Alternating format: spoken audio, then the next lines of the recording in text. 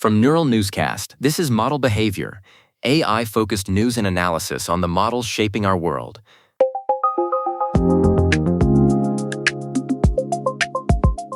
I'm Nina Park. Welcome to Model Behavior. This program examines how artificial intelligence systems are built, deployed, and operated in professional environments. Today is April 27th, 2026. We begin with a significant development in reinforcement learning. According to TechCrunch, David Silver, the former DeepMind researcher who spearheaded AlphaZero, has raised $1.1 billion for his new startup, Ineffable Intelligence. I'm Thatcher Collins.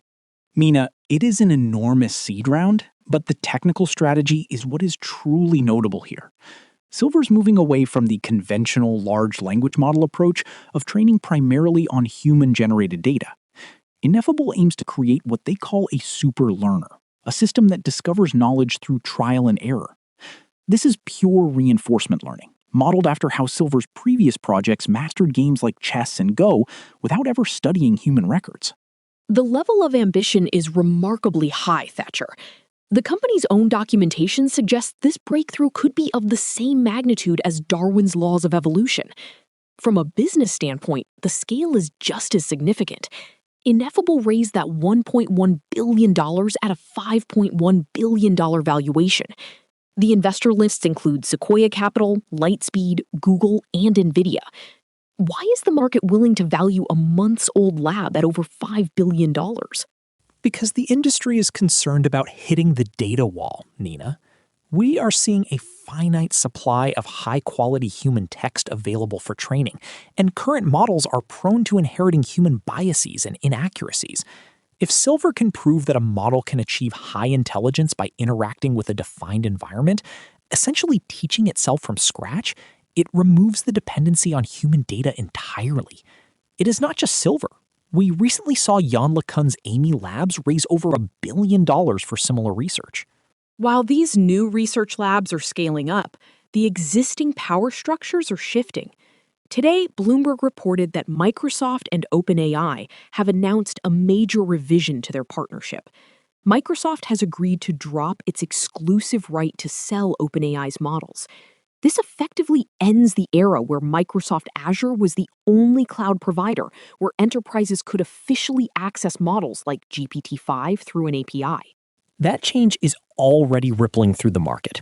Amazon CEO Andy Jassy described it as a very interesting announcement and confirmed that OpenAI's models will be available on Amazon Bedrock soon. This is a strategic decoupling, Nina. In exchange for relinquishing exclusivity, Microsoft will no longer pay OpenAI a revenue share on the products it resells. It simplifies a relationship that has become increasingly strained as both companies grow into direct competitors. There are also specific financial details regarding their long-term trajectory. OpenAI will continue to pay Microsoft a share of its own revenue through 2030. Interestingly, the companies clarified that these payments will continue even if OpenAI achieves artificial general intelligence. In the previous agreement, those payments were supposed to stop at that AGI milestone. It suggests that both parties are prioritizing financial certainty over theoretical benchmarks as they move toward an IPO. It also provides a cleaner narrative for their legal battles. They are currently facing Elon Musk in court, who is seeking up to $134 billion in damages. Musk argues that OpenAI abandoned its nonprofit mission by becoming a for-profit entity backed by Microsoft. By loosening the exclusive ties, OpenAI can present itself as a more independent entity. Microsoft, meanwhile, is pursuing its own independence by partnering with other providers like Anthropic to power various Copilot features. So we are seeing a transition from an exclusive alliance to a more standard vendor-partner relationship. Microsoft remains the primary cloud provider, but the untethering allows OpenAI to scale its distribution across Amazon and potentially other providers. It feels like a maturation of the AI market, Thatcher.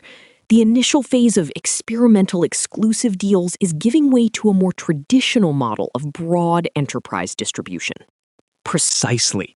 Whether it is David Silver's move toward data-free learning or OpenAI's move toward cloud independence, the focus is shifting to sustainability and scale.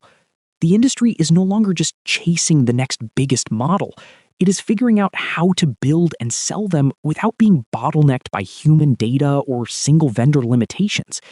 It is a pragmatism that was missing from the early hype cycles. Thank you for listening to Model Behavior. You can find more at mb.neuralnewscast.com. Neural Newscast is AI-assisted, human-reviewed. View our AI transparency policy at neuralnewscast.com. This has been Model Behavior on Neural Newscast, examining the systems behind the story